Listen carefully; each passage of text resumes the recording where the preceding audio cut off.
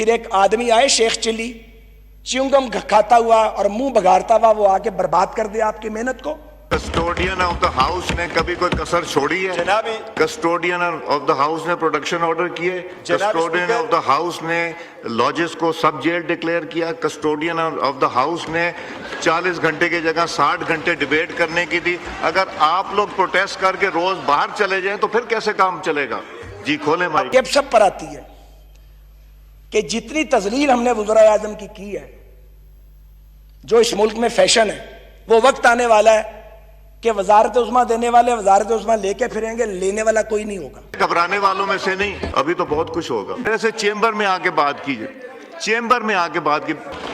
کوئی نہیں ہوگا. کون وزیر بنے بھائی؟ کیا ضرورت ہے وزیر بننے کی؟ 5 سال اپنی زندگی داؤ پہ لگاؤ، اپنے بچوں کا وقت برباد کرو، کاروبار نہ کرو، ایک تباہ حال ادارے کو کھڑا کرو. ابھی تو بہت کچھ ہوگا. کڑی سے میں نہیں کڑی سے گھبرانے والوں میں سے نہیں.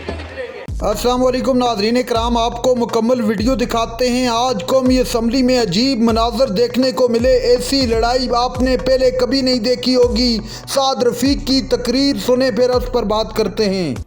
مجھے یہ لگتا ہے کہ اگر پاکستان کے یہ حالات رہے تو ریلیونٹ نہ آپ رہیں گے نہ ہم رہیں گے، اور ریلیونٹ شاید پاکستان کے ادارے بھی نہیں رہیں گے، کیونکہ انصاف دینے والے انصاف نہیں دے رہے، ملک کو تحفظ دینے والے تحفظ نہیں کر پا رہے، اور ملک جو چلانا چاہتے ہیں سول رولرز، ان سے ملک چل نہیں رہا.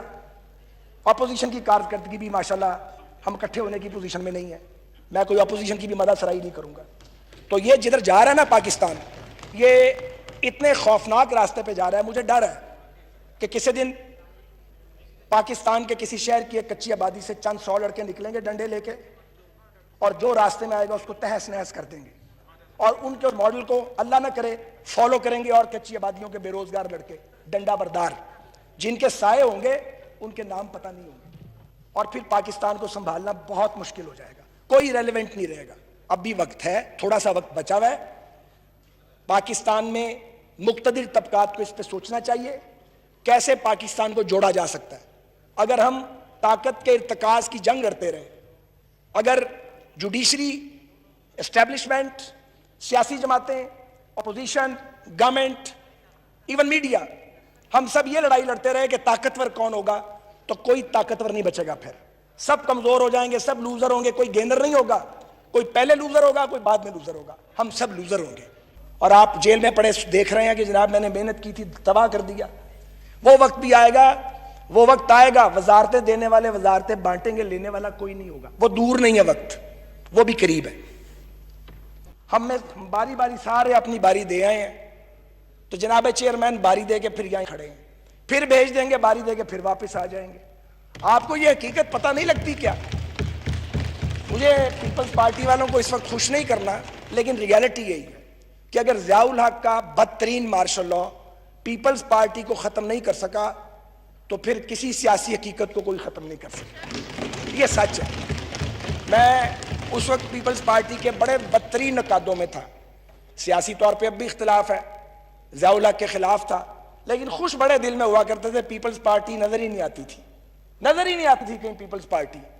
اور جب محترمہ آئیں تو مجھے وہ دن یاد ہے 10 اپریل 86 کا. ہر طرف پیپلز پارٹی کی اور ہماری مخالفت کے نعرے لگ رہے تھے، اور ہمارا کچھ نہیں تھا. یہ عوامی طاقت ہے. آپ کو پتہ ہے آپ کے ساتھ ہی ہونے والا ہے، یہ ہونے والا ہے. اور یہ اس کی انڈیکیشنز بڑی واضح ہیں. تذلیل ہم نے وزرائے اعظم کی ہے، جو اس ملک میں فیشن ہے. وہ وقت آنے والا ہے کہ وزارت عظمیٰ دینے والے وزارت عظمیٰ لے کے پھریں گے، لینے والا کوئی نہیں ہوگا. کوئی نہیں ہوگا. کون وزیر بنے بھائی؟ کیا ضرورت ہے وزیر بننے کی؟ 5 سال اپنی زندگی داؤ پہ لگاؤ، اپنے بچوں کا وقت برباد کرو، کاروبار نہ کرو، ایک تباہ حال ادارے کو کھڑا کرو. پھر ایک آدمی آئے شیخ چلی چیونگم کھاتا ہوا اور منہ بگاڑتا ہوا وہ آ کے برباد کر دیا آپ کی محنت کو، اور آپ جیل میں پڑے دیکھ رہے ہیں کہ جناب میں نے محنت کی تھی، تباہ کر دیا. وہ وقت بھی آئے گا، وہ وقت آئے گا وزارتیں دینے والے وزارتیں بانٹیں گے، لینے والا کوئی نہیں ہوگا. وہ دور نہیں ہے وقت، وہ بھی قریب ہے. تو جناب گزارش یہ ہے کہ آج آپ مانے نہ مانے بدقسمتی سے فال آف کشمیر ہو چکا ہے. اور آپ نے کیا کیا؟ وہ سرینا کے باہر ایک بورڈ لگا دیا ہوا جس پہ اس کو اتروائیں. اس بورڈ کو کیوں توہین کرتے ہو یار کشمیریوں کی؟ اتارو اس کو بھائی. یہ کیوں کرتے ہیں؟ جمعے کو 12 بجے دوپہر کو اکٹھے ہوں گے. یہ بھی نہیں سوچا کہ جمعے کو 12 بجے اکٹھے نہیں ہو سکتے, یہ 2-4 بار ہوگا پھر نہیں ہوگا. آپ کے ایڈوائزر کون ہے؟ کون آپ کو مشورے دیتا ہے؟ چائنیز نے نکیل ڈال دیا انڈینز کو. آپ نے کیا کیا ہے؟ فال آف کشمیر ہو چکا ہے, یہ ایک ریالٹی ہے, اور تاریخ میں یہ بوجھ آپ کے دور پہ رہے گا. پہلے آپ بحران کریٹ کرتے ہیں, کیونکہ بحران آتا ہے آپ کو پتہ ہی نہیں لگتا. آپ تو اپنے مخالفین کو جیلوں میں ٹھوسنے میں مصروف ہیں, اور ہم میں سے کون ہے جو آپ کا وکٹم نہیں ہے؟ دوسری جیل کے دہانے پہ کھڑا کیا ہوا ہے. آپ کو ملتا کیا اس سارے کام سے؟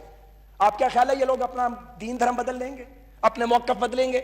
صرف آپ ایک نفرت پیدا کر رہے ہیں جو ہماری اولادوں تک جا رہی ہے. میں بتا رہا ہوں آپ کو, ہم نہیں دے رہے وہ نفرت, آپ اگلی نسل میں اس نفرت کو منتقل کر رہے ہیں. آپ سیاسی دشمنی کو, سیاسی اختلاف کو دشمنی میں آپ نے بدل ڈالا ہے. یہ پاکستان چکائے گا اس کی قیمت. آپ میں سے بہت سارے پالیٹکس میں نہیں ہوں گے, فارغ ہو گئے ہوں گے, ان کا نام ہی نہیں ہوگا سیاست میں, بہت سارے گھروں میں چلے گئے ہوں گے, مگر پاکستان اس کو بھگتے گا. معاف کر دیں پاکستان کو, معاف کر, رحم کریں اس ملک کے اوپر. ہم اینڈ پہ آ گئے ہیں.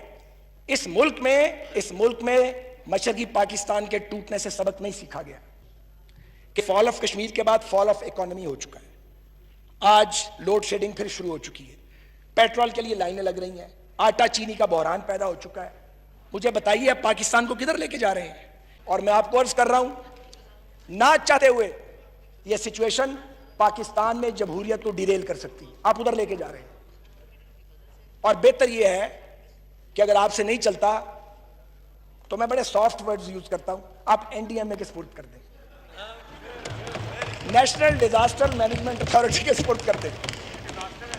کیونکہ ہم یہاں پہ ایک دوسرے کے گریبان پھاڑنے تو نہیں آتے, ایک دوسرے کی بے عزتی کرنے کا مینڈیٹ لے کے تو ہم یہاں نہیں آتے.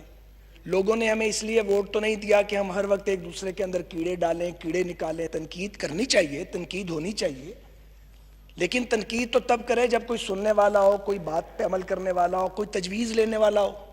ایسا کوئی بندوبست یہاں موجود نہیں ہے. ٹھیک کہا ہے یہاں پہ نفیسہ شاہ صاحبہ نے کہ ایک ایسے وقت پہ جب ہم ایٹ وار ہیں, افواج کام کر رہی ہیں, جوڈیشری کام کر رہی ہے, ہیلتھ کیئر والے جو ہیں وہ دن رات کام کر رہے ہیں, ریسکیو والے, پولیس کام کر رہی ہے, آپ نے پارلیمنٹ کا لاک ڈاؤن کر دیا. لوگ یہ سوچنے میں حق بجانب ہیں کہ لوگوں کی جانیں جا رہی ہیں, کیا سیاسی قیادت کی جانیں پاکستان کے عام لوگوں سے زیادہ قیمتی ہیں؟ ناظرین کرام, آپ نے ویڈیو دیکھی سعد رفیق کا تاریخی خطاب. سعد رفیق کا کہنا تھا کہ پاکستان میں جمہوریت نام کی کوئی چیز باقی نہیں رہی, پاکستان میں صرف جمہوریت کا نام باقی ہے. جس کا جیسے جی چاہتا ہے وہ ویسے ہی فیصلے کرواتا ہے. اس طرح ملک نہیں چلا کرتے, ہوش کے ناخن لیں.